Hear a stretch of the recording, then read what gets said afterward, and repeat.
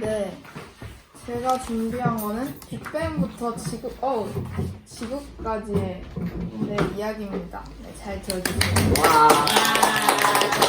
아 진짜. 와, PPT 멋있다. 어머나, 우리가 밤하늘에서 보는 우주는 138억 년 전에 일어난 빅뱅에서 시작되었다는 사실이 여러 증거로 밝혀졌습니다. 하지만 그 이전에 무엇이 있었는지는 아무도 모릅니다. 자, 과연 빅뱅이란 무엇일까요, 여러분? 덩어리가. 네, 일단 그냥 큰 폭발이라는 뜻이고요. 빅뱅은 통상적인 폭발과는 다르다는 사실이 21세기 이후에 밝혀졌습니다. 한마디로 빅뱅은 우주 공간 자체가 급속하게 팽창한 사건입니다. 더 정확히 말하면 공간뿐 아니라 시간도 합쳐진 시공간이 급속히 팽창한 사건입니다. 빅뱅의 팽창 속도나 규모는 엄청났습니다. 물리학자들의 계산에 따르면 원자보다 훨씬 작았던 우주가 1초 만에 빛의 속도로 10년을 가는 거리 10억 광년만큼이나 커졌습니다. 점점 커지고 있는 우주의 현재 지름은 920억 광년입니다. 하지만 이는 분명히 존재한다고 추정되는 관측 가능한 우주의 크기이며 아마도 우리가 모르는 전체 우주는 이보다 훨씬 클 것입니다. 그렇다면 138억 년 전 우주에 빅뱅이 일어났었다는 사실을 어떻게 알 수 있을까요? 빅뱅의 증거로 여러 가지를 들 수 있지만 일단은 두 가지만 소개해 보겠습니다. 먼저 첫 번째 증거는 우주 공간의 온도입니다.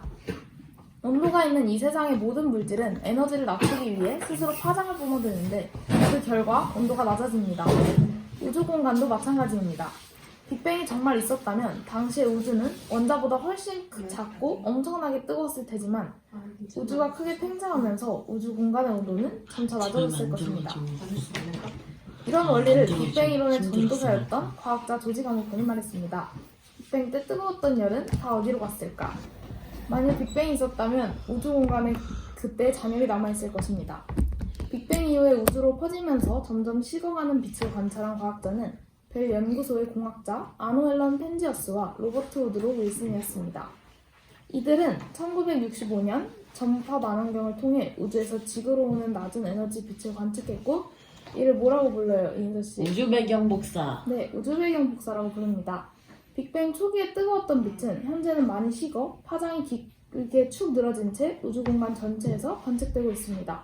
오늘날 그 잔열은 빅뱅 이론이 예측한 대로 정확히 섭씨 영하 270.4도입니다. 다음 증거는 수소와 헬륨인데요. 네, 우주에 가장 많으면서 가벼운 물질인 수소와 헬륨에서 또 다른 증거를 찾을 수 있습니다. 빅뱅 이론에 의하면 수소와 헬륨의 비율은 3대1입니다. 빅뱅으로부터 약 3분 후 양성자와 중성자의 개수 비는 약 7대1입니다. 양성자 14개는 수소 원자핵 12개와 헬륨의 원자핵 1개가 되고 중성자 2개는 헬륨의 원자핵을 이루게 되어 있습니다. 따라서 우주의 수소 원자와 헬륨 원자가 약 11대 4, 그래서 3대1의 질량비로 분포하는 것입니다. 이때 헬륨이 차지하는 질량은 약 25%입니다. 그리고 실제 우주 공간에 분포하는 수소와 헬륨의 질량비 또한 3대1 비율이고요.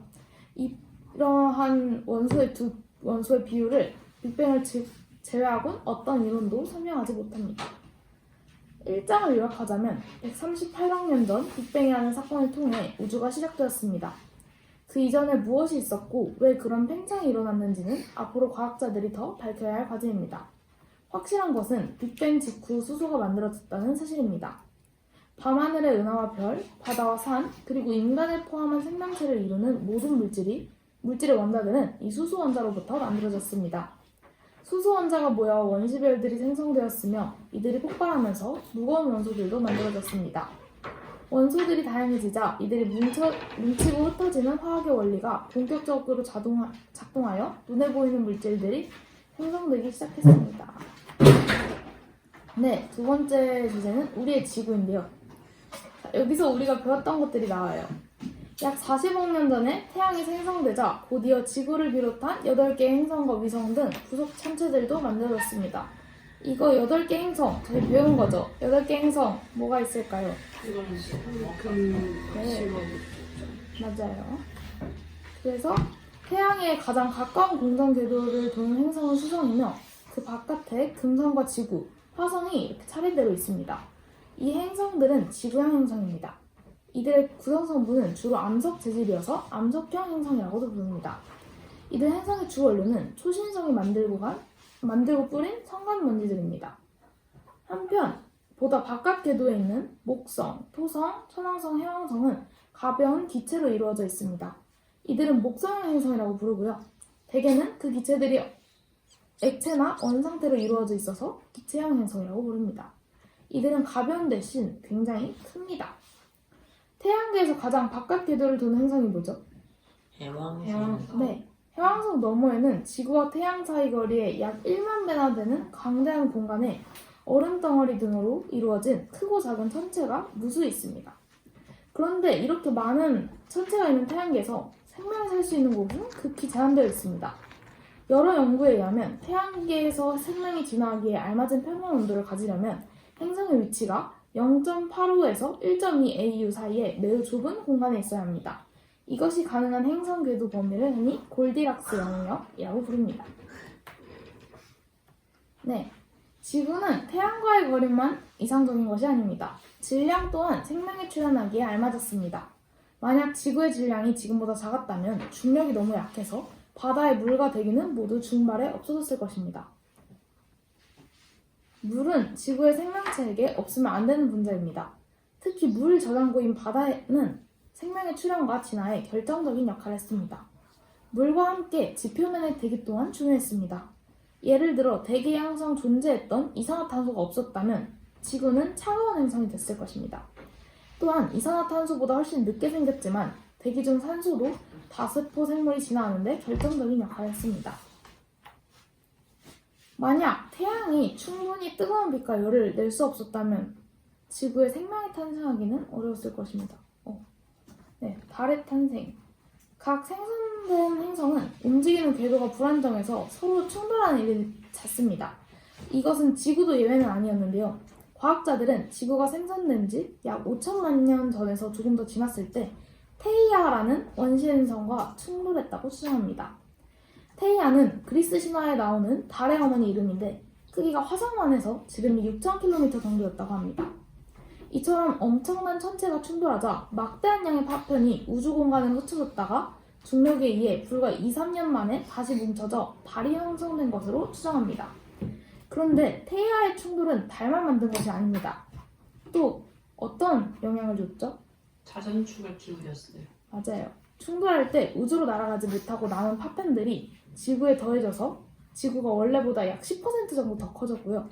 충돌의 결과로 현재처럼 자전축이 공전면에 비해 23.5도 기울어지게 되었습니다. 역설적이게도 이 엄청난 충돌이 지구에 생명이 출현하는데 크게 기여했습니다. 만약 자전축이 지금처럼 적당히 기울어 있지 않았다면 계절의 기후와 변화가 훨씬 단순했을 것입니다. 그리고 또 지구의 자전축은 다른 행성에 비해 매우 안정적이어서 4만 년을 주기로 1.5에서 24.5도 사이로 조금만 변합니다. 이는 달 덕분입니다. 우와. 그리고 마지막은 지구 내부 구조. 우리가 다 아는 거지만 한번 빠르게 봅시다. 다들 잘 알고 있듯이 지구는 지각, 멘틀, 외핵, 내핵으로 나뉘어져 있습니다. 먼저 핵은 두 개의 층으로 나뉘는데 바로 외핵과 내핵이죠. 그중 겉층은 외핵으로 온도가 4000도나 되니까 물질들이 다 녹아서 액체 상태로 있습니다. 외핵의 주성분이 자성을 띤 철과 니켈인데 액체 상태로 있기 때문에 지구가 돌 때마다 조금씩 움직여서 전기가 발생합니다. 이로 인해 지구에 자기장이 생기게 됩니다. 한편 내핵은 지구 가장 깊숙한 곳에 있습니다. 그리고 외핵과 마찬가지로 철과 니켈이 주성분입니다. 따라서 외핵보다 온도가 높은데도 고체 상태로 있습니다. 왜 그럴까요? 이민서 씨? 압력으로 너무 세서요. 맞아요. 일반적으로 액체를 구성하는 원자나 분자들은 고체에 비해 덜 촘촘한 구조를 가지고 있어서 서로 결합력이 느슨합니다. 이러한 물질의 특성 때문에 액체는 흐르는 특성이 있습니다. 반면 액체는 녹을 만큼 높은 온도라도 내액의 물질처럼 매우 강력한 압력을 받게 되면 짓눌리게 되면서 촘촘한 구조가 됩니다. 그 결과 고체와 비슷하게 되는 것이지요. 네, 다음 지각과 멘트를 알아봅시다. 지각은 지구의 가장 바깥쪽에 있습니다. 지각은 마치 축구공의 가죽 조각들처럼 여러 개의 판들로 나뉘어 있습니다. 지구의 조각판들은 느리지만 조금씩 움직이고 있습니다. 우리가 살고 있는 곳이 바로 이 판 위에 얹혀 있는 지각입니다. 지각은 땅덩어리를 얹고 있는 대륙판과 바다의 바닥을 이루고 있는 해양판으로 구분됩니다. 이 지각판들을 움직이게 하는 것이 바로 지각판 밑에 있는 멘틀입니다. 멘틀은 지표 아래 30에서 2,900km 깊이의 층으로 지구 전체 부피의 무려 80%를 차지하고 있습니다. 부피가 워낙 큰 만큼 지구에서 물을 가장 많이 저장하고 있어요. 이러한 수분은 멘틀을 부들부들하게 만들어줍니다. 이 때문에 멘틀은 정도는 약하지만 흐르는 성질이 있습니다. 이런 특성으로 인해 고체 상태이지만 기체와 액체처럼 대류 현상이 일어납니다. 멘틀은 대류 현상을 통해 위아래로 순환하는데 그 과정에서 위에 있는 지각이 움직이게 됩니다. 물론 그 움직임은 아주 미세해서 평균 속도가 1년에 겨우 10cm도 못 미칩니다. 하지만 오랜 세월에 걸쳐 일어나기 때문에 그 효과는 무시할 수 없습니다. 이제 2, 3장을 요약하고 마칠 건데요. 약 46억 년쯤 우리 은하계 한 곳에 상간 물질들이 뭉쳐서 태양계가 생성되었으며 곧이어 지구도 만들어졌습니다. 초기 지구는 소행성과 해성이 균번이 충돌하고 땅덩어리는 용암으로 뒤덮여 있었습니다. 배터리 전원. 다행히 지구는 태양으로부터의 거리가 적당해 너무 뜨겁지도 너무 차갑지도 않았고 크기랑 중력도 적당했습니다. 또한 원시 행성 충돌의 결과로 적당히 기울어진 자전축과 달의 조력이 만드는 각종 효과들, 우주 방사선을 막아주는 자기장이라는 외부 보호막 등 생명이 출현한 아주 좋은 조건이 갖추어졌습니다. 지구가 생성되고 얼마 후부터 수증기와 질소가 많은 대기가 형성되고 바다도 형성되었습니다. 특히 지구 내부 두꺼운 멘틀층에 있는 물질들이 열 교환으로 대류하는 현상 덕분에 육지의 형성이나 지각판의 이동과 같은 지질 현상이 발생하게 되었습니다.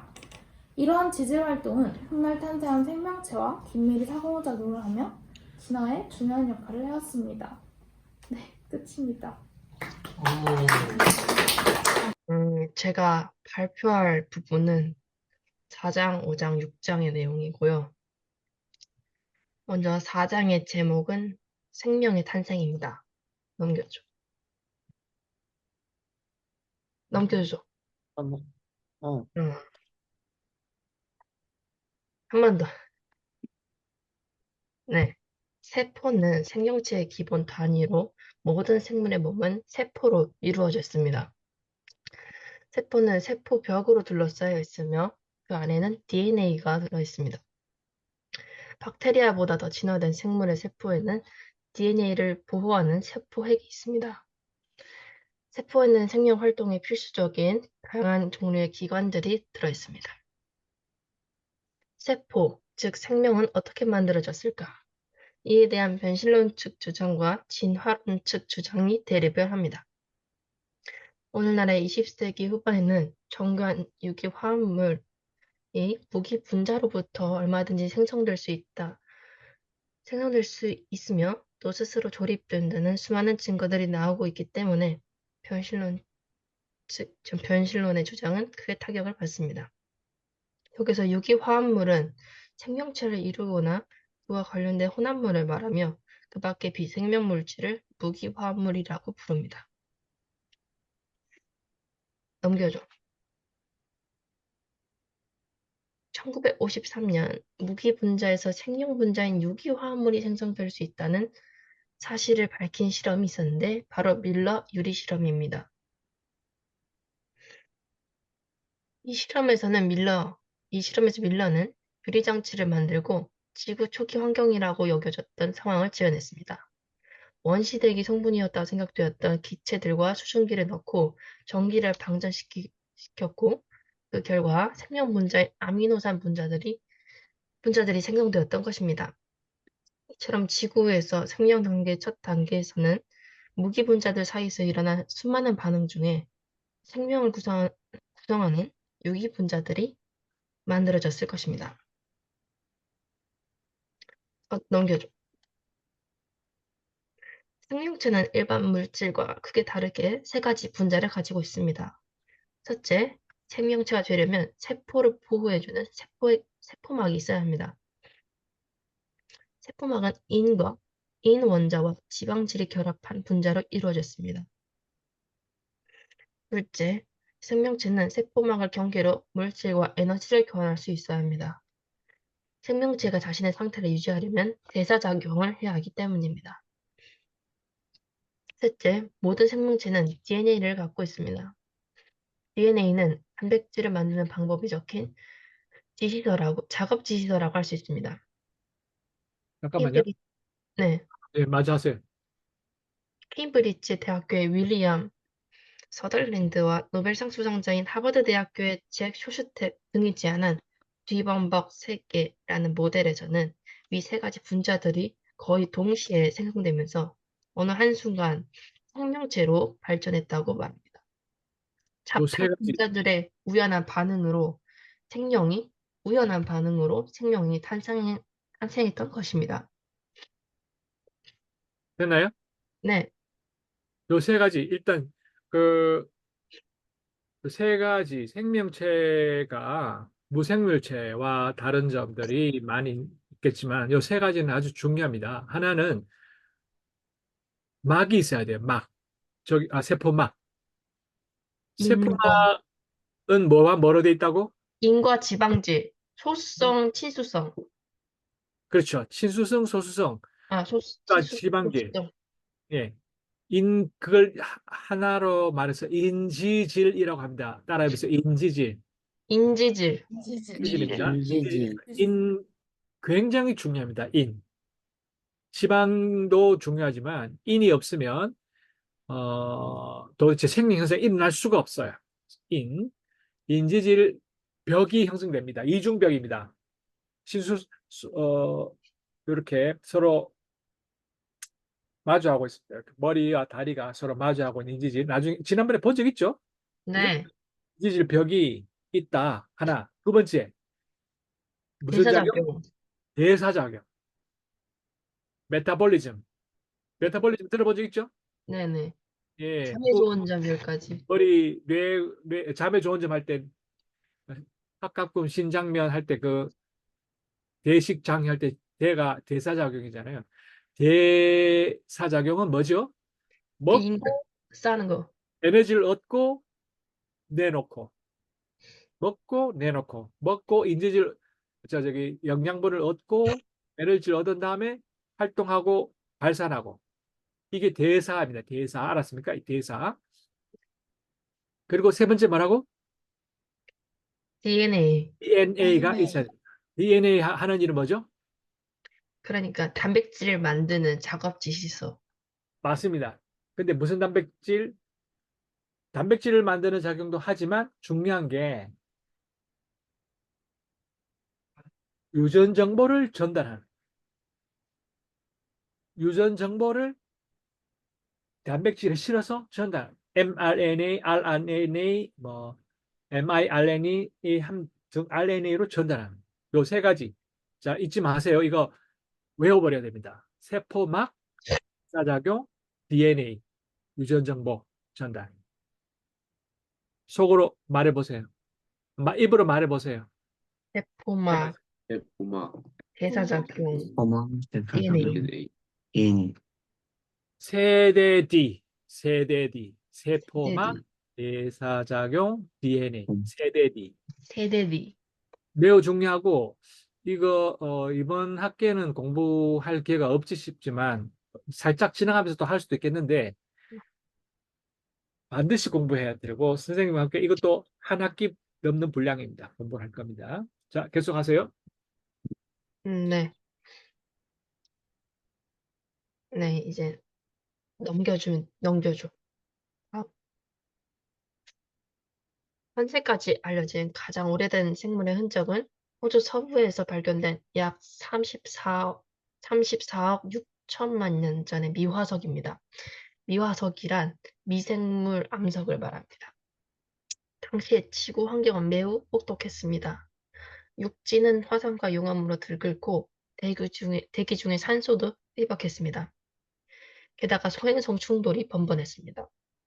그래서 일부 과학자들은 소행성으로부터 안전하고 온도도 일정했을 깊은 바닷속, 특히 열스공 부근에서 첫 생명이 출현했다고 추정합니다. 열수공이 뭐죠? 그러니까 여기 설명 나가요. 아, 네. 열수공이란 해령, 그러니까 해구의 반대라고 해야 하나? 약간 해양 지각이 올라온 거, 약간 어쨌든 그런 해령이나 해저 화산에서 흘러나온 마그마로 뜨거워진 물이 분출되는 구멍입니다. 대륙판이 이번 학기에 배울 내용이 여기 나오네요. 대륙판이 갈라지면서 밑에서부터 마그마가 올라와서 뜨거운 열이 막 쏟아지면서 물이 더워지겠죠? 그걸 열수라고 그러는데 열수. 열수구. 열수가 솟아오르는 언덕구자니까 그게 해령이라고도 합니다. 어, 좋아요. 계속. 해령이 해구의 약간 반대죠. 해구는 빠져들어가는 게 해구고 해령 해령은 반대. 솟아오르는 게 그렇죠. 네. 어쨌든 그래서 열수공에서는 뜨거운 물에 녹은 각종 화합물이 녹아 있어 유기화합물들이 생성되기 좋은 환경입니다. 또 다른 과학자들은 지상의 화산지대, 특히 간헐천의 지하 열수지대에서 첫 생물이 출현했다고 추정합니다. 간헐천은 마그마로 뜨거워진 물이 분수처럼 주기적으로 뿜어져 나오는 곳입니다. 이 두 곳의 공통점은 이산화탄소와 수소가 필요하다는 것입니다.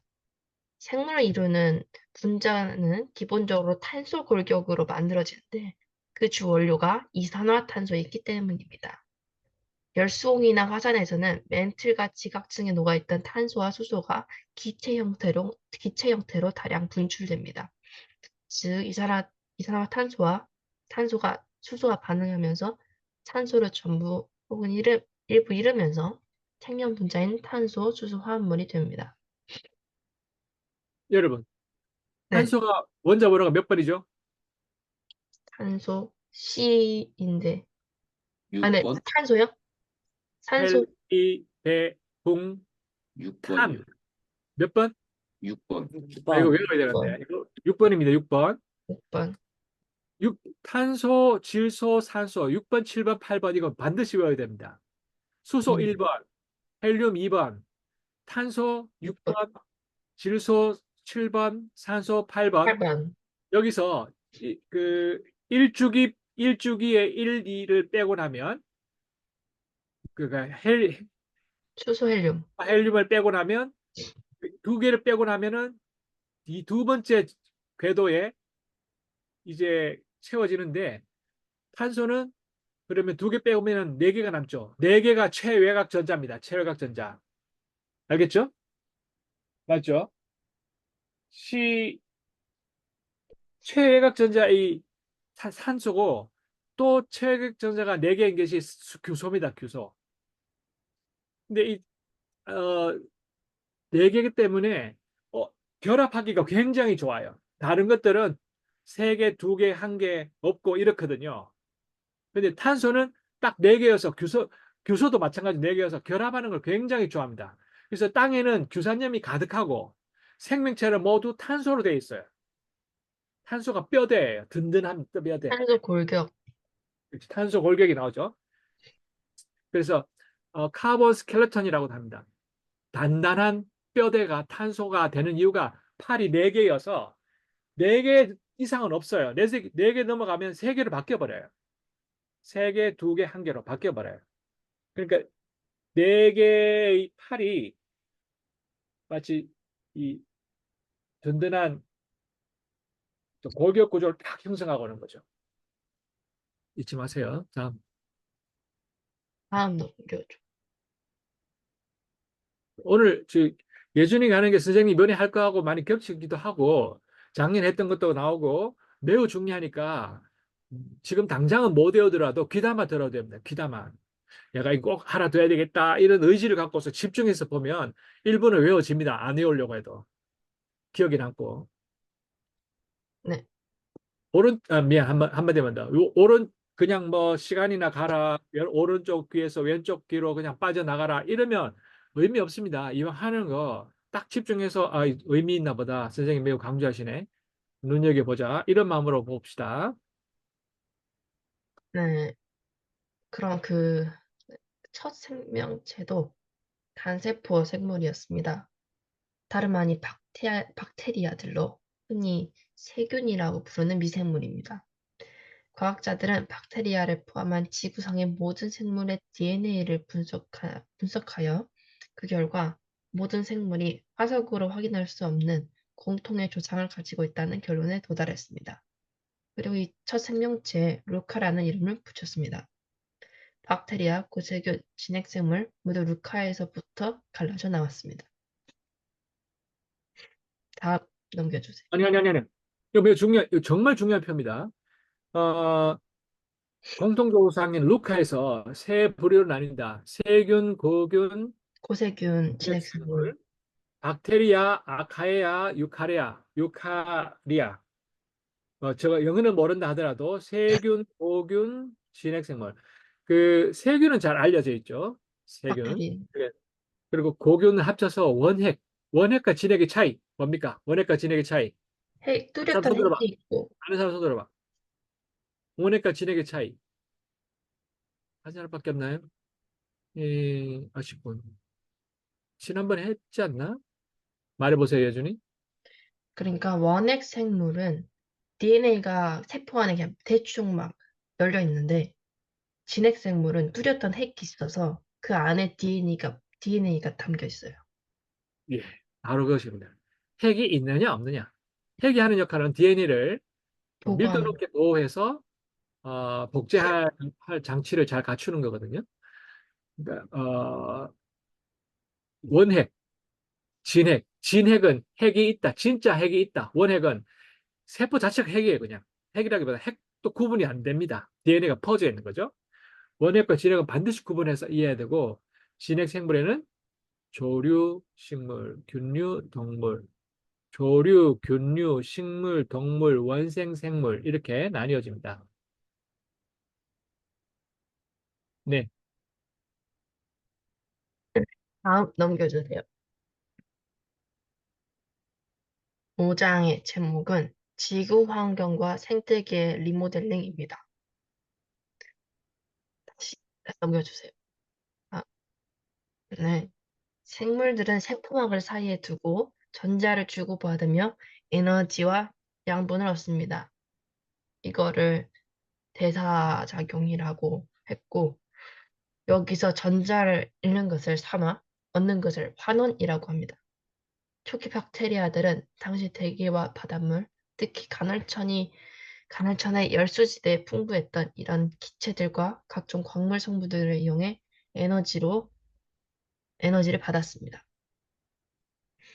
그러던 중 일부 박테리아들은 햇빛 에너지원을 쓰기 시작했습니다. 이것이 바로 광합성입니다. 네. 네, 그리고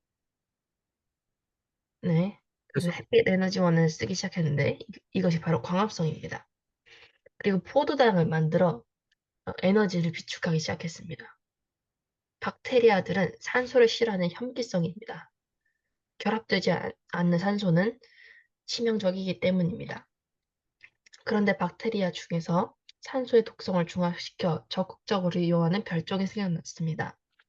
남세균 또는 남조세균이라고 부르는 시아노박테리아입니다. 이들은 햇빛 에너지를 이용해 이산화탄소와 물을 반응시키고 이를 통해 포도당을 얻고 산소를 배출하는 광합성을 합니다. 매우 중요합니다. 시아노박테리아. 지구상에 산소를 탄생시킨 최초의 생명체. 시아노박테리아. 시아노박테리아로 인해서 지구상에는 광범위한 범위로 산소가 발생됐는데 그렇게 해서 만들어진 암석 형태의 생명체가 뭐죠? 스트로마, 스트로마톨라이트. 라이트, 그게 어디에 많다? 어디에 있다?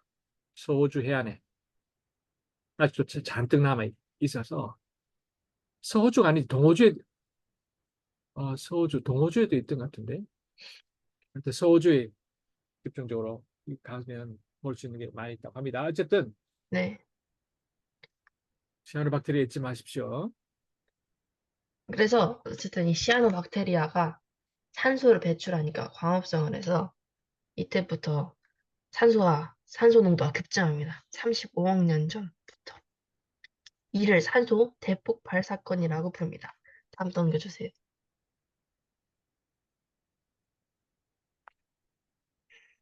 산소량이 급증하자 이산화탄소량이 크게 감소합니다.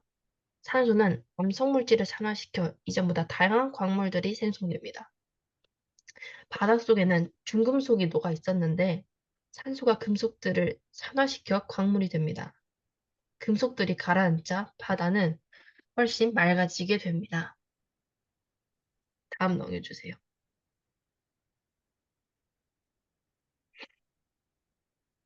산소를 이용한 에너지를 효율적으로, 산소를 이용한 에너지 효율을 높여주며 생물들은 미생물 수준에서 벗어나 몸체를 대폭 키우게 됩니다. 산소를 가장 본격적으로 이용하기 시작한 때는 진핵생물이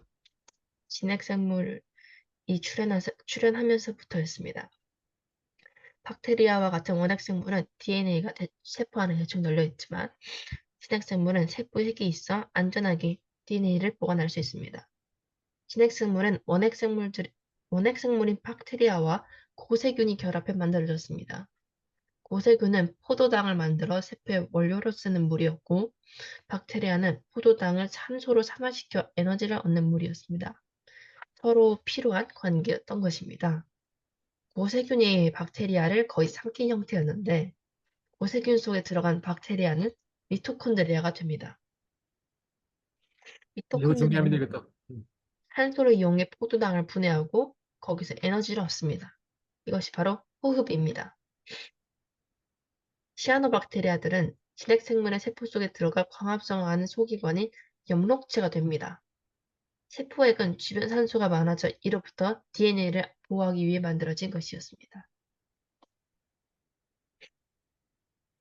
미토콘드리아의 출현. 미토콘드리아가 뭐와 뭐의 결합이라고? 이거 외워두세요. 뭐와 네, 뭐의 결합이라고? 박테리아와 고세균의 결합.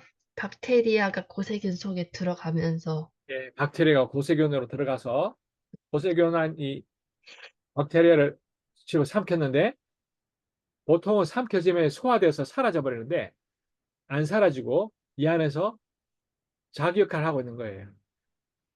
DNA처럼. DNA 그 에너지 만드는 작용을 DNA는 그, 그, 뭐죠? 유전자를 전달하는 그 역할을 하기 위해서 핵 안에 있고 미토콘드리아는 그 안에 들어가서 에너지를 계속 만들어줘요. 에너지를.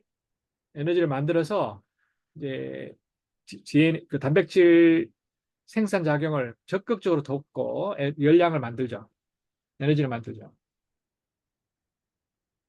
다음. 아, 다음 넘겨주세요. 지구는 원색노드에 몇 차례 혹독한 빙하기를 겪습니다. 지구가 얼음으로 뒤덮인 상태를 눈덩이 지구라고 부릅니다. 기온이 떨어져 지구가 일정 면적 이상으로 눈에 덮이면 햇빛이 반사되어 더욱 추워집니다. 지구 역사상 처음 일어난 대규모 혹한기는 산소 대폭발 사건이 일어났던 24억 년에서 21억 년 전 무렵이었습니다. 이 원인에 대해 산소 대폭발 사건이 혹한을 불러왔다는 설명이 설득력을 얻고 있습니다. 이산화탄소와 함께 온실 효과를 일으키는 메탄이 산소에 의해 대규모로 산화되고 메테인이 고갈되자 온실 효과가 크게 약화하면서 대빙하기가 찾아왔다는 것이 추정입니다.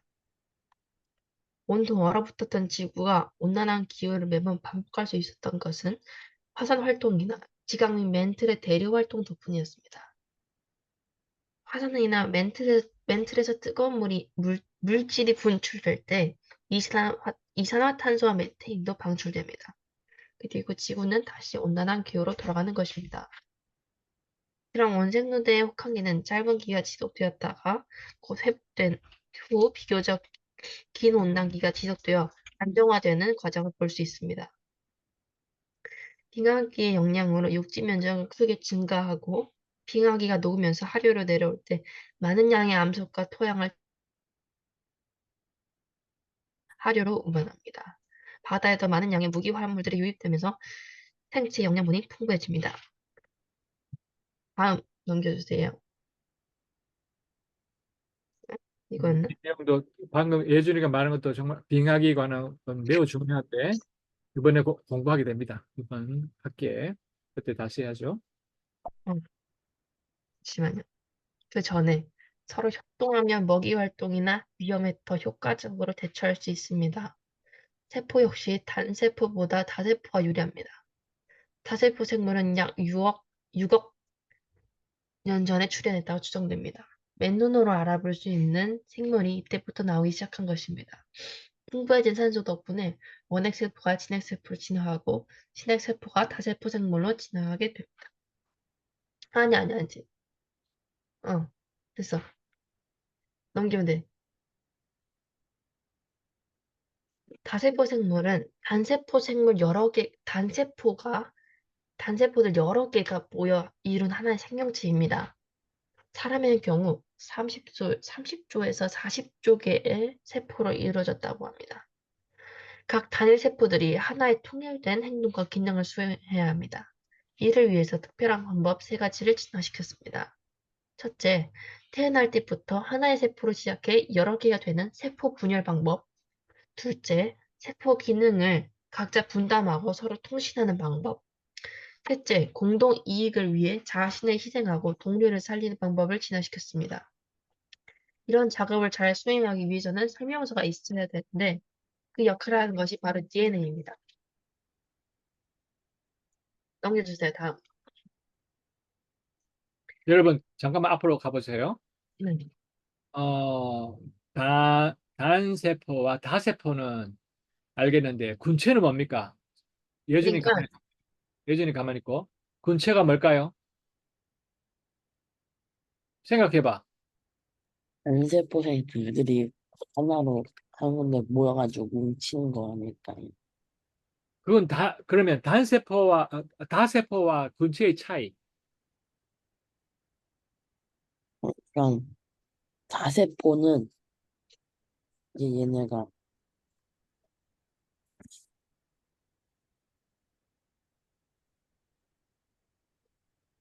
다세포와 저요. 다세포가 통일된 거고 군체는 통일 안 된 거 아니에요? 다시 말해볼래? 다세포가 세포들끼리 통일된 거고 군체는 통일이 안 된 거니까 뭐였지만 소리가 웅웅거려서 잘 안 들리네. 그러니까 윤서님 말은 이게 단세포는 통일이 되지 않은 거고, 군체는 통일이 되지 않은 거고, 다세포는 통일이 된 거고, 각 세포가. 뭐 거의 뭔가 알기는 아는 것 같은데 통일이라는 게 뭔지가 좀 애매한데 예준이 말해보세요. 통일된 행동과 기능을 수행하는, 그러니까, 아, 그러니까 하나가 되어서 서로 통신을 하고, 역할 분담도 맡아서 하고, 통일된 행동과 기능을 수행하는 게 다세포 생물이고, 군체는 그 이전에 단세포 생물이 약간 무리를 지어서 다니는 걸, 박테리아도 군체를 이루었다고 하는데, 그래서 군체는 아직 서로 이렇게 통일이 되지 않은 상태를 말하는 게 아닐까요? 네. 군체는 다세포는 기능이라는 게 기능에 맞게끔 조직이 변화되어서 형태가 달라지고 그래서 그 자체로는 전체를 알 수가 없어요. 근데 군체는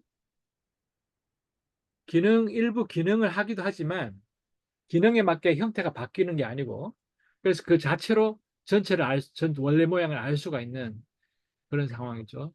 그래서 기능을 분담한다. 기능에 따라 구조가 달라진다. 떨어지면 죽는다. 군체는 떨어져도 살아가지만 다세포의 경우 떨어지면 죽습니다. 세포가. 자, 다음. 넘겨주세요, 다음. 네. 현재 지구상에 살고 있는 거의 모든 동물들의 원형은 약 5억 4천만 년 전 캄브리아기에 만들어졌습니다. 또한 에디아카라기에 겨우 4개였던 동물문이 이 시대에 37개로 대폭 늘어납니다. 그래서 이를 캄브리아기 식량 대폭발이라고 부릅니다. 잠깐만. 석주, 네, 정직하게 말해봐요. 지금 화면 보고 있나요? 네. 무슨 화면을 보고 있나요? 캄브리아기 생명 대폭발. 선생님 짐작에는 딴 걸 본 것 같은데.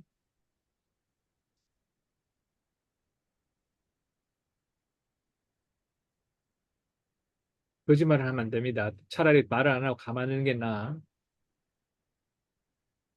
안 봤다고 말하면 안 돼. 그러면 석주의 영혼이 타락해요. 타락이란 말이 좀 과하긴 하지만 떨어져요. 수준이 떨어져요. 영적인 수준이. 여러분 거짓말 하지 마세요. 차라리 말 안 하고 가만히 있는 게 나아. 그 잘못을 시인하면 더 성장합니다. 어떻게든 어떤 일이 있어도 뭐 참 이런 말 쉽지 않은데 거짓말하지 않으려고 노력하세요. 알았죠? 여러분 모두 네, 거짓말 하느니 차라리 침묵하는 게 낫고 침묵보다는 시인하는 게 더 낫습니다. 그리고 그보다 더 나은 거는 거짓말을 할 상황을 안 만드는 게 제일 좋죠. 선생님한테 석주가 이런 지적을 몇 번 받았는데 이게 계속 반복되면 석주에게 결코 좋지 않아요. 석주뿐만 아니라 다른 사람도 마찬가지겠습니다만 아마 내용이 어렵거나 어, 좀 지루하거나 그러면 다른 거 보고 싶은 마음이 드는 거 이해합니다. 참아야 됩니다. 그럼. 자기 자신을 위해서. 알았죠? 석주 알았습니까? 네, 사과하세요. 죄송합니다. 계속하세요. 예수님.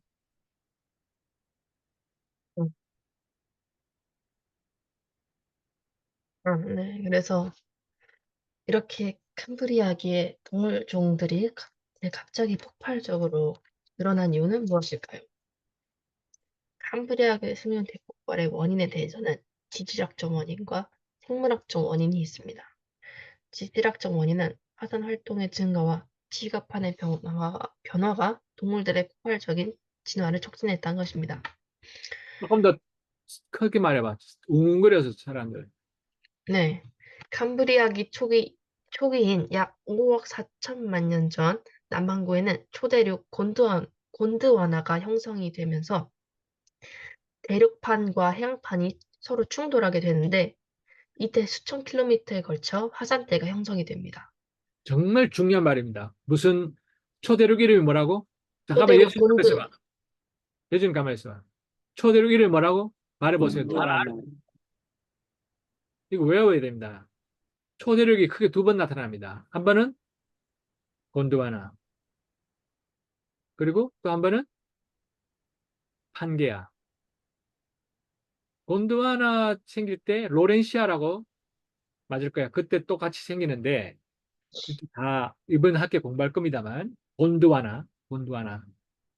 따라해서 곤드와나, 곤드와나, 곤드와나. 판게아. 한계야. 판게아. 한계야. 계속하세요. 그 결과 지하에 매장되어 있던 탄소가 이산화탄소의 형태로 대기 중에 다량 유입이 됩니다. 이는 온실 효과를 이어져 기온을 높였으며 암석의 풍화작용을 가속화했습니다. 암석이 풍화되면서 생물의 영양분인 이인이 다량으로 바다에 흘러들어갔습니다. 또한 이산화탄소가 많아지자 시아노박테리아가 늘어났고 산소가 급증합니다. 그리고 산소 호흡을 하는 동물들의 에너지 효율이 좋아져 더 복잡하고 큰 몸체를 만들 수 있었습니다.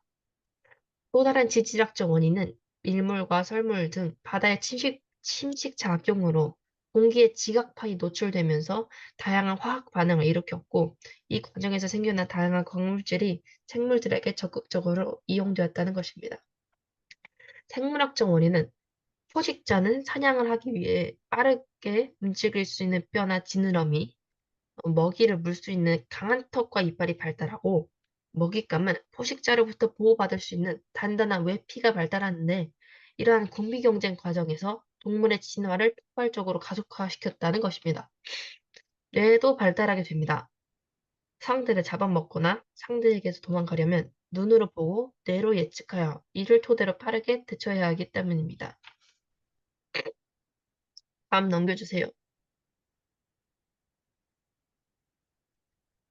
30억 년 이상을 물속에만 머물고 있던 생물들이 대봉계 육상으로 진출하기 시작합니다. 약 4억 7천만 년 전 식물이 먼저 땅으로 올라옵니다. 최초의 육지에 오른 식물은 녹조류로 추정됩니다. 식물은 육지에서 생장하기 위해 뿌리, 줄기, 관다발, 잎 등이 발달됩니다. 육상의 식물이 대기 중에 뿜어놓은 다량의 산소 덕분에 오존층이 형성이 되고 그래서 이제 자외선으로부터 안전하게 됩니다. 아직이야. 아직이야. 아직이야. 육상으로 진출할 수 있는 조건이 갖춰지자 동물들도 땅으로 올라왔습니다. 육상 동물의 다리와 폐가 만들어진 것은 육상에 올라올 목적으로 진화한 것이 아니라 일부 어류가 떼가 되자 주변 환경에 맞추어 자연스럽게 육지 생활을 시작한 것입니다. 다음 넘겨주세요. 최초의 육상에 올라온 일부 양서류는 양막을 개발했습니다. 알 껍데기의 얇은 막은 알이 마르지 않도록 수분 증발을 막아주며 호흡을 할 수 있도록 산소나 이산화탄소를 통과시켜줍니다. 이 양막류는 두 종으로 갈라지는데 한 종은 포유류의 조상이고 다른 한 종은 파충류와 공룡, 조류의 공통 조상이었습니다. 다음 넘겨주세요. 감사합니다. 네, 수고하셨습니다. 여기까지 하고 일단은 화면을 끄고 제가 준비한 건 중생 때부터 인류의 탄생까지를 준비했고요. 시작하겠습니다. 네, 첫 번째 7장은 이제 중생대에 단련된 동물들이라는 제목을 가지고 있습니다. 약 2억 9천만 년 동안 지속된 고생대는 다세포 진핵생물이 복잡한 기관을 만들어 진화하던 시기였습니다. 하지만 고대 페른기 대멸종으로 많은 고대 동물들이 사라졌고 이어지는 중생대에 살아남은 소수의 동물들이 텅 빈 생태계를 메꾸며 또다시 번창하는 시기를 갖게 됩니다. 또 포유류의 조상과 그들의 먹이인 속시생물도 이 중생대에 등장했습니다. 중생대는 2억 6천만 년 전부터 6,600만 년 전까지 현생누대 중 중간누대로 트라이아스기, 쥐라기, 백악기가 있습니다. 이 당시 기후는 온난한 기후가 유지되었고 판게아가 분리되면서 넓은 해양선이 펼쳐졌으며 경쟁이 적어서 진화의 속도가 매우 더뎠습니다. 트라이아스기의 텅 빈 거기 생태계는 전까지 사실 이거 지금 나오는 내용 제 흥미롭게도 우리가 지금 배워야 할 내용이 작년에도 배웠었죠. 네. 그리고 올 10월 11월에 펼쳐진 내용이 있는데 방금 판게아라는 게 나왔죠. 초대륙이죠. 초대륙. 판게아 대륙이 있었을 때 기후 조건과 판게아 대륙이 깨어지고 흩어지면서 생긴 기후 조건이 가장 큰 차이가 뭔지 압니까? 판게아 기후일 때는 그 이제 안쪽으로 대륙으로 들어갈수록 건조해졌지 않았나요? 맞아요. 일단 그 거대한 초대륙이 있으면 그게 흩어졌을 때, 그 부서지고 갈라져서 흩어졌을 때 하고 하나로 되었을 때하고 큰 차이가 해안선의 길이가 달라지겠죠. 네, 그 해류가 생겼어요. 맞아요. 해류도 생기고 해안선의 길이가 달라지니까 해안선과 접촉하는 면이 많아지면 많아질수록 생물 다양성이 높아집니다. 그래서 판게아 대륙일 때는 생물이 급격히 살기 안 좋은 조건이었고 그게 그 시를 벗어나면서 생물이 급격히 또 확산되는 그런 계기가 된 것이죠. 아주 중요한 사건입니다. 네, 그리고 이제 쥐라기에는 트라이아스기 대멸종을 피한 공룡들의 세상이 되었고요. 또 강수량도 많아 따뜻했으며 판게아가 그 말했던 것처럼 분리되어 해류가 돌기 시작했고 서식지가 넓어지면서 거시식물과 양치식물이 번창했습니다. 이때 공룡들의 몸집이 커지기 시작했는데 이 가설 중 하나가 바로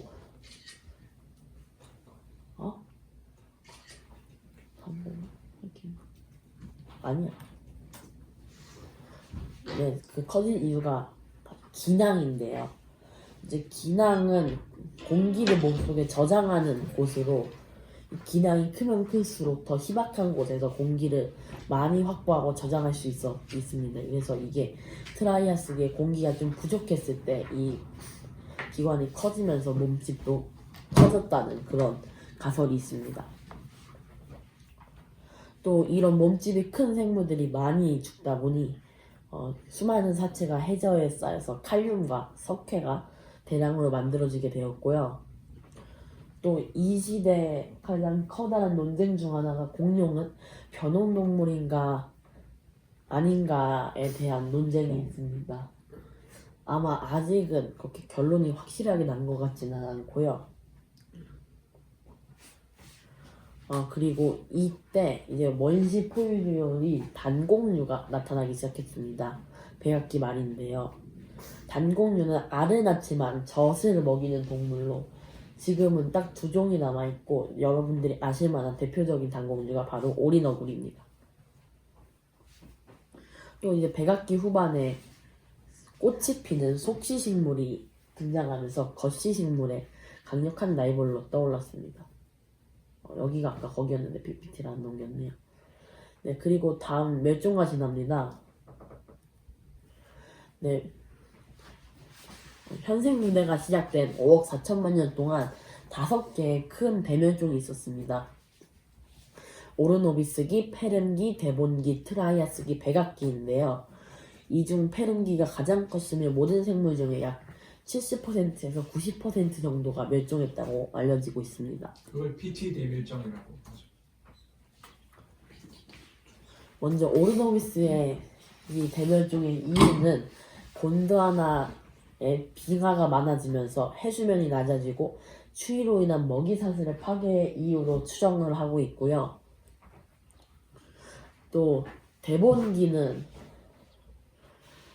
얘는 이제 식물이 암석을 풍화시켜 토양을 만들었고 이에 바다에 너무 많은 녹조가 생겨나서 바다에 산소가 없어져가지고 대명 멸종을 했습니다. 네, 또 트라이아스기에 화산활동으로 인해 이산화탄소가 대량으로 발출되었고 지구가 온난화가 되었는데요. 따뜻해지면은 이제 물에 산소가 잘 녹아들지 않아서 물에 있던 생물들이 저산소증으로 많이 멸종했습니다. 따뜻해지면 왜 산소가 물에서 충분히 녹아있지 않고 나오게 될까요? 거기까지는 안 나왔습니다. 그러니까 그 해수 바다 또는 그 호수가 따뜻해지면 생물체가 많이 산다, 적게 산다? 많이 살아요. 따뜻해지면? 네. 차가워지면? 차가워져도 사는 놈들은 하잖아요. 사실 산소를 따뜻한 물이 많이 갖고 있을까요? 차가운 물이 많이 갖고 있을까요? 따뜻한 곳이 더 많이 가지고 있을 것 같은데. 차가운 물. 차가운 왜냐면은 차가운 거. 산소는 따뜻한 물 왠지 왜냐면은 공기는 따뜻하면 위로 올라와서. 그래서 네. 따뜻해지면 차가워지면 그 분자 간의 밀도가 좁아지죠. 네. 좁아지면서 푹 끌어안으려고 합니다. 산소를 붙잡는 거죠. 아, 그래서 그걸 산소 용존량이라고 부르는데 산소 용존량이 높아져요. 그래서 차가운 물에 오리가 더 많이 살아요. 난류에는 그만큼 잘 많진 않아요. 물론 다양하게 있을 수는 있지만 풍부하지 않아요. 알았어요. 산소 용존량. 네. 그리고 페름기 대멸종은 이제 원인은 산소의 부족과 판게아의 화산 활동으로 인한 지구 온난화를 들고 있고요. 이때 화산 활동으로 인해서 지금의 스탄 국가들 주위에 큰 산맥들이 많이 생겨났습니다. 그리고 백악기 말에는 마지막 대멸종인 백악기발 대멸종은 약 10km 정도 되는 소행성이 지금의 남아메리카 북동부 쪽에 충돌을 해서 유카탄 반도라고 그러죠. 네, 식스블루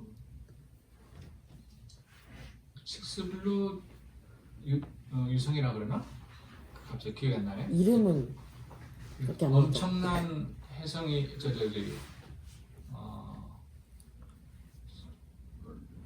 유성이 떨어진 거죠. 10km짜리. 네. 그래가지고 이를 증명하는데 이 방법이 백악기 특정 지층의 이리듐이라는 후반 특정 지층에 매우 중요한 물질입니다. 무슨 뭐라고? 이리듐이라는 이리듐 금속 원자가 알아두세요. 있는데 이리듐이라는 물질로 인해서 이걸 파악하게 된 거예요. 이게 전 세계적으로 이리듐이 정밀하게 똑같은 분포를 이루면서 퍼져 있었다는 그 말이죠. 네, 그 특정 지층에 더 많은 이리듐이 들어있었고, 네, 그래서 이게 원래 지구에는 많이 없던 금속이고 소행성에 많던 행성인데 이걸로 인해서 소행성 충돌이 이제 드러나게 됐습니다. 네, 멸종은 한마디로 말하면 생태계의 판을 바꾸는 것입니다. 멸종에서 살아남은 동물들은 주위 경쟁자가 없어졌으므로 이보다 더 좋은 환경이 살아남기 좋은 환경은 없었고요. 이를 너그러운 생태계라고 합니다. 네, 찰스 다윈이 비그로를 타고 세계 일주를 하며 과학의 한 획을 기운 종의 기원을 썼는데요. 여기서 다윈은 진화에 대한 5가지 주장을 합니다. 첫 번째는 생명체는 오랜 세월이 있으면 변하는데 이것을 진화라고 합니다. 진화라는 것을 우리가 또 진화라고 보면 진보하는 것처럼 보일 수도 있지만 꼭 그런 건 아니고요. 참고로 다윈은 진화라는 말을 안 쓰려고 굉장히 노력했어요. 실제로 잘 아는 종이기원에는 맨 마지막 줄에 변이 그 정도만 표현했어요. 진화라는 말 안 썼죠. 그런데 이제 결국적으로 진화론의 출발점이 된 거죠. 그리고 모든 생물은 공통조상에서 유래했다 해가지고 예준이가 이따 말할 거고요. 여기는 박테리아. 그리고 종의 수는 시간이 흐르면 증가한다. 진화는 한정된 자원을 놓고 경쟁함에 벌어진다. 이로 인해 생존과 번식에 차이가 생기고 이것은 자연이 결정한다. 진화는 개체군의 점진적 변화를 통해서 일어난다. 이렇게 5가지를 주장했고요. 다윈은 이때까지 왜 이런 일이 일어난지를 알아내진 못했지만 바로 DNA 때문이고요. 네, 선택적 진화에 대한 자연 선택설에 대한 이야기를 좀 해볼까 합니다. 가장 자주 드러나는 예가 기린에 대한 예인데요. 기린이 목이 길어진 이유는 원래는 기린이 목이 짧은 기린과 긴 기린이 같이 살았는데 높은 나무에 있는 연한 잎을 따먹을 수 있는 기린이 그렇지 못한 기린보다 생존에 유리했을 것이고 이 생존에 유리하다는 것은 번식의 기회가 더 많다는 것을 의미할 수 있습니다. 그래서 번식에 대한 기회가 더 많아지면서 그 목이 긴 기린의 이세도 같이 목이 길어지면서 점차적으로 목이 긴 기린이 짧은 기린보다 더 많아지게 되고 이로써 기린의 목이 점점 길어졌다고 하는 것이 이의 설명입니다. 네, 그리고 다음 얘기할 건 포유류의 번창인데요. 바다와 육지의 분포는 기후와 환경에 큰 영향을 미칩니다. 지라기 전 육지는 판게아와 그 안에 이루어져 있는 타티스해가 전부였습니다. 테티스해 아닌가요? 테티스해예요. 네, 이따 붙이겠습니다. 이것도 알아두세요, 여러분. 테티스해. 네. 테티스해는 지중해 지역을 만들었던 큰 바다예요. 그 테티스해 밑에서 이제 대서양 중앙해령이 1년에 5cm씩 2억 년 동안 벌어져서 지금의 대서양이 되었고요. 그리고 남극 대륙이 이렇게 떨어져 나오면서 남극해가 생겼고 북극도 마찬가지로 북극해가 생기게 되었고요.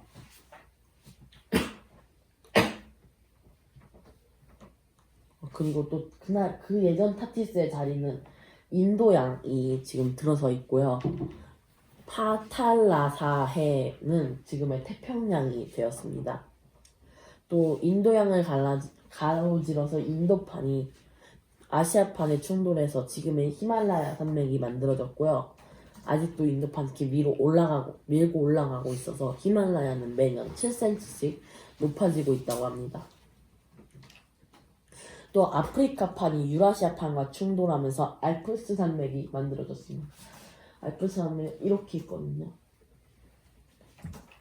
여기 요쪽에 있어요. 이렇게. 어디 있다고? 네, 요쪽에 그렇죠. 있습니다. 아니야. 좀 더 왼쪽에 있어요. 잠시만 넘어갔어요. 넘어갑시다. 지금 시간이 없어가지고. 아, 네. 네, 그 예전 얘기에서 자, 이어서 좀 가도 될까요? 이로 인해서 이제 인도 이쪽에 기후가 생기는데 비구름이 히말라야를 넘어가지 못하고 인도 북부에 많은 비를 뿌리면서 이 지역이 이제 온대성 기후, 그러니까 열대우림 같은 따뜻하고 비가 많이 오는 기후가 되었고 그 히말라야 너머에는 사막이 생기게 되었습니다. 그 기후를 뭐라 그러죠? 어느 기후요? 히말라야를 넘지 못하고 비를 뿌리는. 그리고 그 뒤로는 비가 못 넘어가는. 그걸 몬순 기후라고 그러죠. 네. 말했나요? 아니요. 기억해두세요. 따라해보세요. 몬순 기후. 몬순 기후. 몬순 기후. 몬순 기후. 몬순 기후가 극심하게 나타나는 것이 아프리카 그 동북부 동쪽 끝에 톡 튀어나온 곳 있잖아요. 아프리카의 뿔이라고 하는 여기. 예, 거기 그 부분, 그 부분엔 비가 안 와요. 바로 이 현상 때문에. 네, 좋아요. 그리고 대륙의 이동 과정에서 테키트스가 없어져가지고 이 당시에 살던 유공충과 플랑크톤이 석유가 되었다고 추정을 하고 있는데 아직까지 정확히 석유가 뭔지는 밝혀지진 않았습니다. 또 이제 호주가 남극과 남아메리카가 아프리카에서 완전히 분리되면서 지구가 좀 차가워졌고요. 또 남극을 한 바퀴 도는 해류가 생기게 됐는데 이게 지금 지구에서 가장 강한 해류입니다.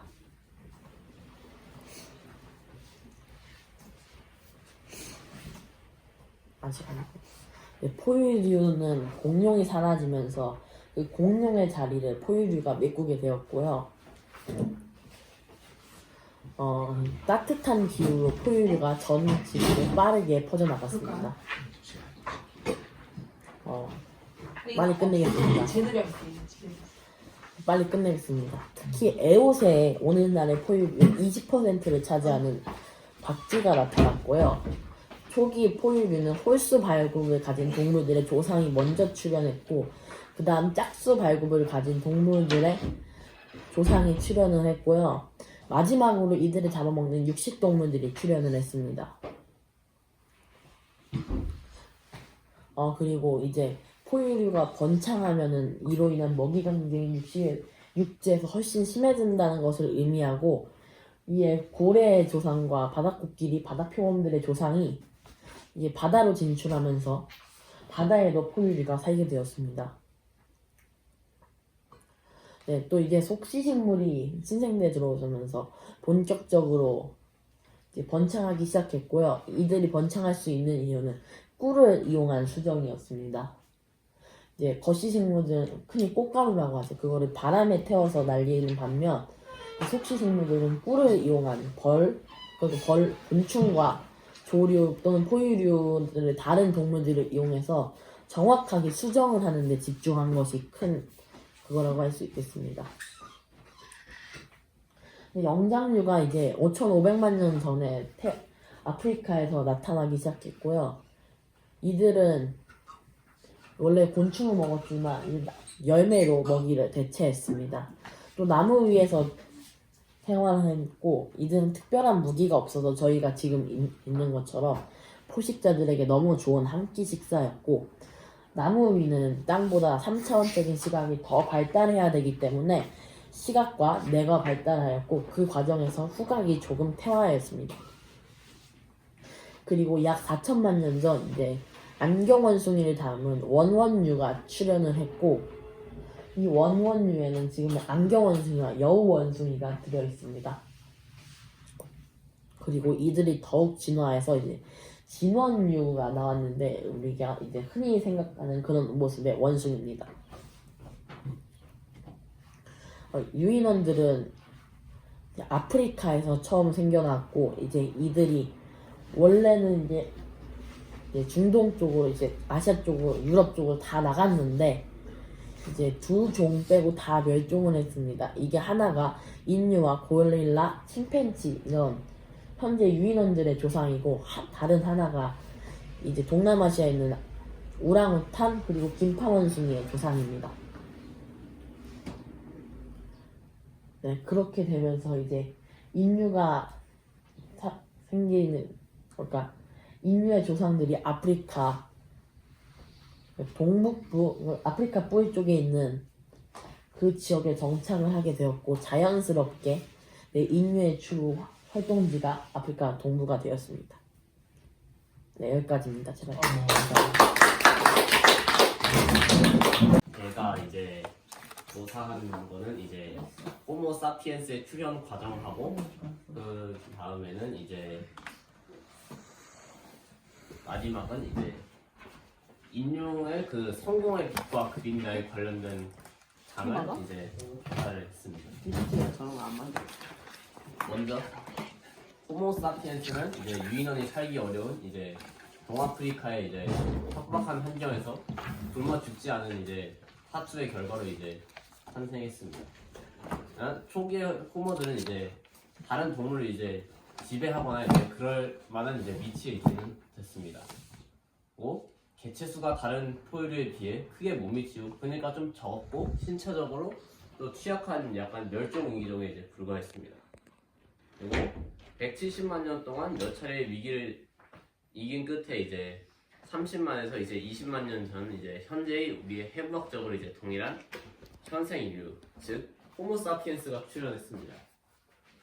하지만 호모 사피엔스도 이전의 호모들이 오랫동안 이제 그랬듯이 처음에는 별로 눈에 띄지 않는 아프리카의 평범한 영장류 중 하나였습니다.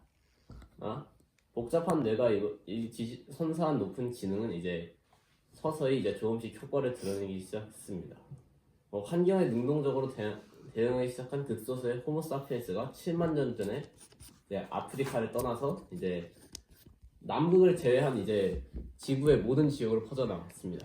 남극은 갈 수가 없죠. 남극은 되게 추운 곳이고, 이제 북극이나 그런 데를 제외하고 이제 아메리카라든지 이제 뭐 아시아, 이제 중국 쪽 또는 동남아시아 이런 데는 좀 따뜻했잖아요. 그래서 그쪽으로 이제 퍼져나갔습니다.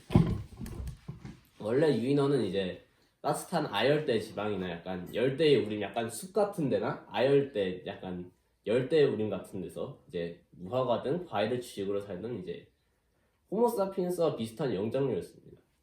먼저 동남아시아로 옮겨간 긴팔 원숭이와 오랑우탄의 후손들은 이제 추위를 걱정하지 않아도 되고, 이제 여기 유인원과 비슷하게 과일나무가 이제 무성한 곳에 자리를 잡았습니다.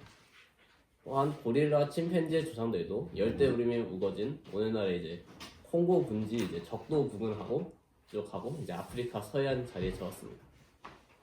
하지만 인간의 조상에 자리 잡았던 오늘날의 케냐, 탄자니아, 에티오피아에 해당하는 아프리카의 동부 지역의 대륙의 서부와는 이제 동부 지역은 조금 약간 다르다고 하는데, 그거는 제가 잘 몰랐어요. 인간의 조상이 왜 그런 이제 척박한 환경에 살았는지는 아직 명확하게 밝혀지지는 않았는데, 아마 처음에는 쾌적한 곳이었는데 아마 나중 시간이 지나면서 이제 척박한 환경으로 변했을 거다라는 예측이 있습니다.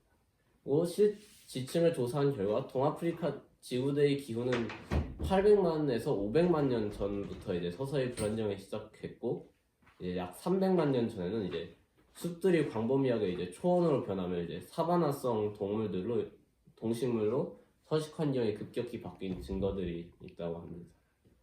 오스트랄로피테쿠스가 사라진 295. 그 시점이 중요한데, 그러니까 밀림에서 빽빽하던 그 정글 밀림에서 사바나로 바뀐다. 사바나 알아요 혹시? 네, 사바나성 기후. 사바나성 기후 초원이 넓게 퍼지고 그죠? 그 나무들이 듬성듬성해지거든. 옛만큼 빽빽하지 않단 말이에요. 그럼 어떤 일이 생길까요? 그 밀림에 있던 유기농들이 아예 걸어요. 내려오죠. 아래로 내려올 수밖에 없어지죠. 걷고 걷게 되고 걷거나 뛰고. 뛰고 당연히 직립하는 과정을 거치겠죠. 네. 그리고 이제는 뭐 열매를 따먹는 상황에서 동물을 잡아야 되는 상황으로 옮겨가고 열매를 씹던 입에서 동물을 잡아서 씹는 입으로 바뀌게 되면 이 턱이 어떻게 될까요? 더 강해지겠죠. 더 강한 턱을 갖고 있다가 나중에 불을 발견해요. 불로 인해서 고기가 익혀지면 그 다음 턱이 또 어떻게 될까요? 약해져요. 등등 이런 과정을 이 열대성 밀림에서 사바나 지역으로 바뀌면서 생기는 큰 변화입니다. 네. 좀 계속 하겠습니다. 네, 오스트랄로피테쿠스가 사라진 290만 년 전부터 이제 70에서 이제 80만 년 동안은 이제 동아프리카에서 살았던 이제 고인류의 이제 화석이 이제 드물게 발견된 시기인데요. 오죽하면 이 시대에 동아프리카 고인류의 화석 조각을 다 모아도 구두 상자 한 개를 이제 채우지 못했다는 자조 섞인 말이 있을 정도입니다. 이 말은 당시 동아프리카에 살았던 이제 우리 조상들이 혹독한 환경 속에서 근근히 살았던 멸종위기 종이었음을 이제 말해줍니다. 그 당시 동아프리카에는 매우 한랭하고 건조한 기후가 오래 지속되었다는 것이 이제 여러 증거로 밝혀졌습니다. 이 시기는 대략 이제 빙하기로 불리는 이제 신생대 말기에 이제 플라이스토세가 이제 시작되었던 때였고 있습니다. 그리고 한랭한 기후가 본격적으로 이제 찾아왔던 것입니다. 그런데 멸종 단계에 몰렸던 고난의 행군 시기를 극복하고 오스트랄로피테쿠스의 후손 중에서 두 종이 극적으로 살아남았어요. 그 중 하나는 이제 파란트로푸스라는 이제 종이었는데요. 이제 그들은 이제 호두를 깰 정도의 강한 턱과 인간보다 4배나 큰 어금니를 가진 고인류였습니다. 여러분 신기하지 않나요? 거인이네. 네, 맞아요. 숲과 과일이 사라진 사바나에서 이제 거친 풀과 이제 뿌리를 먹으면 살아남았던 것입니다. 네, 파란트로푸스의 이제 후손이 무려 150만 년 이상 이제 생존했으니까 이제 성공적인 고인류라고 할 수 있지만 이제 식단을 탄력적으로 바꾼 우리의 직계 조상과의 경쟁에 밀려서 결국엔 멸종하고 말았습니다. 먹지 않던 음식을 이제 먹기 시작한 변화는 호모에게 이제 중요한 부수적 효과를 불러왔는데요. 강화된 협동 본능과 사회성이 그 대표적인 예입니다. 이제 호모는 이제 육식 동물에게 적합한 신체적 강점이 없었지만 도구와 협동을 통해 한 공동 사냥으로 생존할 수 있게 되었습니다. 이제 협동은 이제 사냥을 통해 생존할 수 있도록 도와주었을 뿐 아니라 초보적 형태의 문화 전파도 가능하게 되었습니다. 이는 훗날 고도의 집단 지능을 가지게 하는 토대가 되었습니다. 하지만 이런 호모사피엔스의 전 세계 확산에도 불구하고 이제 수만 년 동안 지구의 생태계는 크게 변하지 않은 채 이제 계속 그대로였다고 합니다. 그럼 다음 장 이제 14장을 이제 하도록 하겠습니다. 그리고 다시 6억 년간의 이제 역동적인 진화 끝에 이제 영장류 중에 지능이 가장 높은 호모사피엔스가 이제 탄생을 했습니다. 우수한 지능에도 불구하고 호모사피엔스들은 이전에 호모종이 그랬듯이 대부분의 기간은 그냥 평범한 유인원으로 이제 남아 있었다고 합니다. 그러나 그들 중 극히 일부가 이제 대략 7만 년 전쯤에 이제 아프리카를 나와서 이제 요 숫자가 중요합니다. 몇만 년 전? 7만 년. 7만 년 전. 예전에 10만 년 전이라 그러는데 점점 사실 그보다 더 앞서 나왔다고도 해요. 여러 설이 있는데 근래에는 7만 년 전 설이 조금 그렇게 알고 있습니다. 하겠습니다. 전 세계에 번지면서 모든 것이 변하기 시작했습니다. 특히 1만 년 전부터 생활 방식이 달라지고 인구가 급증하면서 지구 생태계를 완전히 바꾸어 놓았습니다. 왜 그랬을까요? 1만 년 전 어떤 일이 있었을까요? 1만 년 전에 1만 년 전에 어떤 일이 있었기? 네. 인류가 급격히 지구 생태계를 바꾸기까지 했을까요? 도구. 도구는 사실 그 전부터 있었고 그때 정도면 더 발달되긴 했지만 농업이 왜 생겨났었을까요? 갑자기 집단 생활을 하는 정착 정착하면서 정착. 그전에 정착을 하지 않고 채집 생활하면서 이동했다. 여러 가지 이유가 있지만 기후 변화가 컸어요. 그때 빙하기가 끝나는 거죠. 빙하기 시절에 어땠을까요? 이들은 어디에 주로 있었을까요? 동굴 같은 곳에. 그 옛날 신화에 동굴이 많이 나오는데 우리도 동굴이 나오죠? 네. 누가? 다 곰과 곰과 호랑이가 동굴에 살았다 그러잖아요. 네. 하여간 동굴 생활 오래 하면 아무래도 활동 반경이 좁고 동굴을 생활하니까 평야지대겠어요? 산림지역이겠어요? 산 쪽이겠죠, 그죠? 그러니까 농사를 지을 수도 없고 추워서 나갈 수도 없고 나와서 간혹 이제 뭐 동물을 잡거나 겨우 버티고 있는 식물들을 채집하거나 그렇게 하면서 지내다가 날이 풀리기 시작한 거죠. 빙하기가 끝나면 드디어 간빙기가 온 거예요. 간빙기란 빙하기와 빙하기 사이에 지금은 제4반 간빙기인가? 그런데 이 빙하기가 끝나면서 점점 북쪽 지역 사람들이 이제 덜지역으로 덜판으로 나오고 같이 집단으로 거주할 수 있는 상황이 되기도 하고 드디어 농사를 지을 수가 있게 된 거죠. 그래서 농사를 지으려면 혼자서 짓는 것보다 함께 짓는 것이, 물론 사냥할 때도 협업이 필요했지만 사냥은 어떻게 해요? 이동하면서 협업하잖아요, 그죠? 네. 그러니까 뭔가 이렇게 문명물을 지을 수가 없어요. 옮겨야 되니까. 하지만 집단으로 거주하면 당연히 잉여 농산물을 쌓아두는 창고 같은 것도 필요하겠고, 점점 이들은 사실 어디에 많이 집중하냐면 신전 같은 걸 자꾸 만듭니다. 고대 건축물들 보면 되게 신전이잖아요. 네. 신전은 어떻습니까? 돌로 만들면 옮겨 다닐 수 없잖아요. 네. 한 것에 집중할 수밖에 없죠. 그래서 1만 5천 년 전부터 건축물들이 집중적으로 나타납니다. 거주해야 되는 거고, 그 건축물을 쌓으려면 많은 인구가 있어야 되고, 고인돌 같은 경우 더더욱 그렇죠. 협업해야 되고 등등의 상황이 1만 년 전에서 일어나는 거예요. 네, 계속하겠습니다. 네, 우리가 자랑하는 높은 지능이라는 것의 상당 부분은 집단 지능이 만든 지식과 노하우 그리고 문화의 결과입니다. 만약에 이제 호모사피엔스가 오랑우탄처럼 이제 홀로 생활했거나 침팬지처럼 소수로 무리를 지어 살았더라면 인간은 오늘날과 같은 큰 성공은 이루지 못했을 것입니다. 여러분들은 어떻게 생각하시나요? 과연 성공을 했을까요? 아니면 지금처럼 성공을 했을까요? 아니면 성공을 하지 못했을까요? 일단 제 생각은 이렇게까지 성공을 할 수 있지까지는 않았나 싶긴 한데, 그거는 성공하지 못하지 않았을까? 네, 그렇긴 한데 그거는 여러분들의 생각에 맡겨야겠습니다.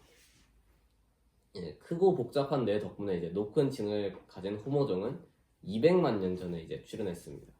하지만 문화와 기술의 발전은 불과 수백만 년 전까지도 매우 더뎠습니다. 그러니까 한마디로 느렸다는 거죠. 그것을 짐작할 수 있는 단서가 석기 기술입니다. 석기는 이제 집게 석기, 이제 여기 한국어로 나오는 그 주먹도끼라든가 뗀석기, 간석기 순서로 발전을 했는데, 기술 수준은 이제 다른 지역마다 이제 큰 편차를 보였습니다. 심지어 어떤 경우에는 같은 지역에서도 기술이 후퇴한 경우도 이제 꽤 많이 있었습니다. 현생 인류인 호모사피엔스도 출현한 지 수십만 년이 지나도록 네안데르탈린이 쓰는 것과 다르지 않은 석기를 사용했습니다. 이는 불과 호모사피엔스의 인구가 불과 몇만 년 전까지만 해도 많지 않았던 데다가 그나마 분산되어 살았기 때문입니다.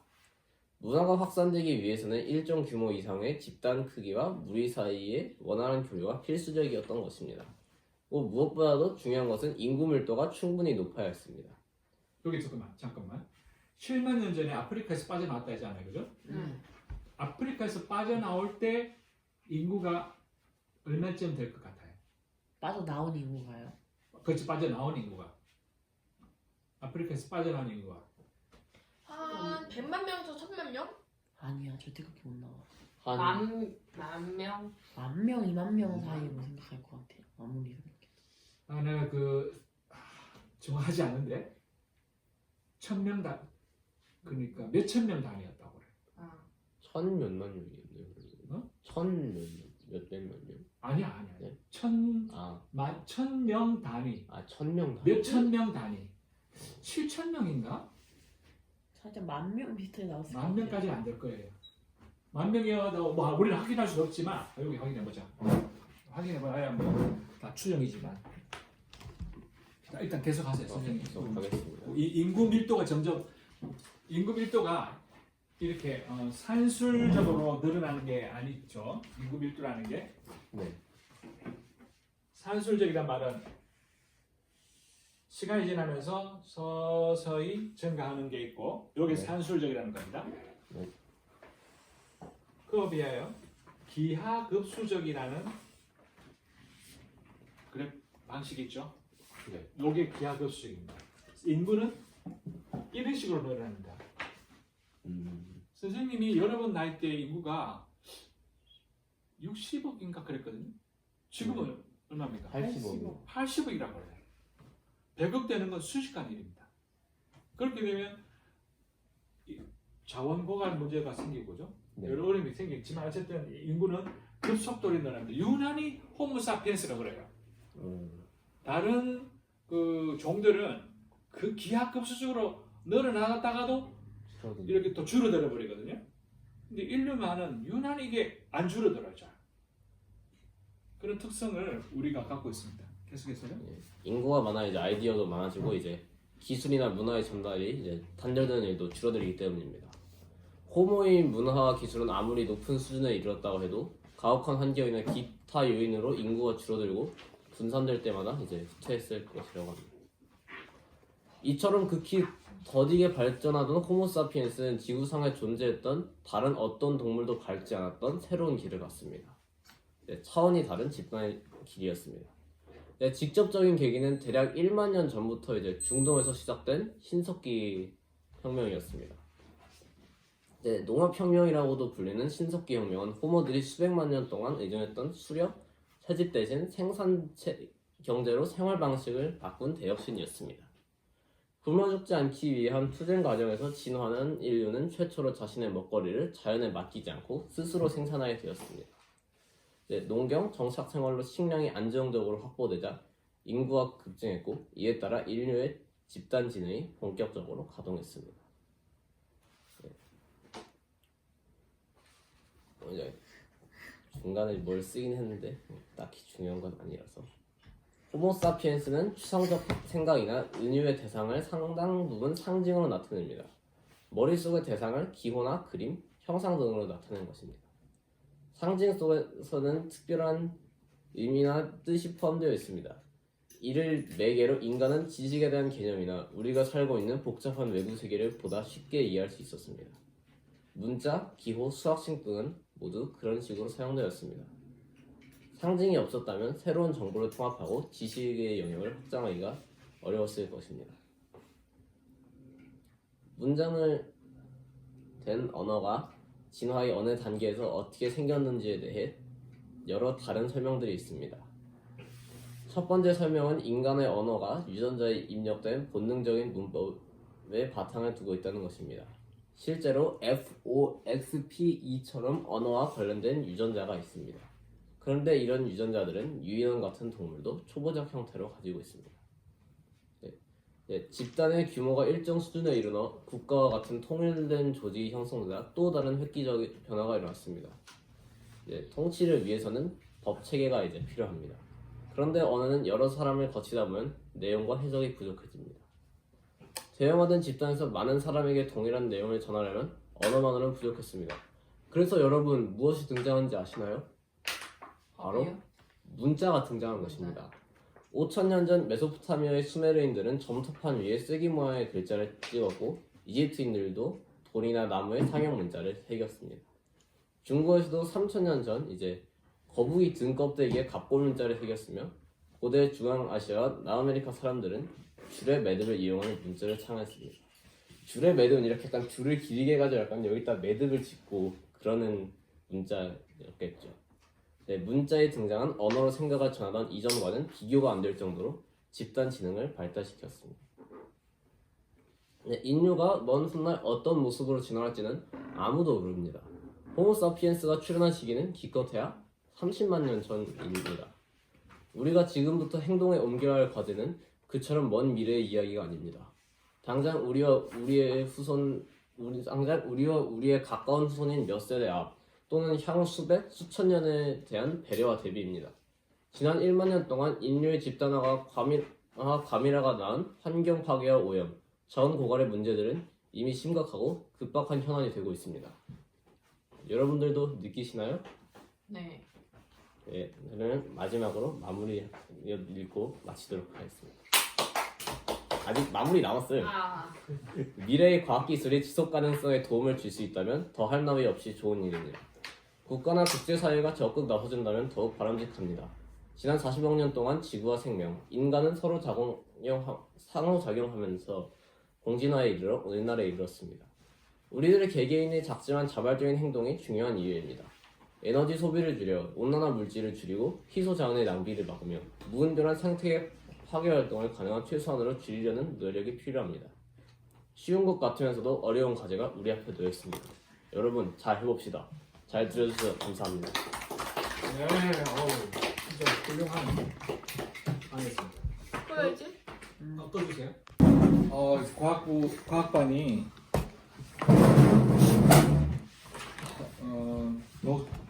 독서 대화 활동에서 전반기에는 철학에 가까운 책을 갖고 대화하다가 후반기에는 이제 과학적 사실에 집중한 책을 하다 보니 토론보다는 그 책 내용을 좀 요약 정리해서 이해하는 쪽으로 방향을 바꾸면서 오늘과 같은 상당히 좋은 양질의 독서 활동을 스스로들 하고 있습니다. 선생님이 시키지도 않았는데 이게 선생님이 바라는 공부입니다. 자기 스스로 할 수 있는 공부. 필요하다. 이렇게 하자. 저렇게 하자. 얼마나 자율적입니까? 시키지 않고 스스로 하는 게. 그게 선생님 생각하는 가장 아름답고 바람직한 공부입니다.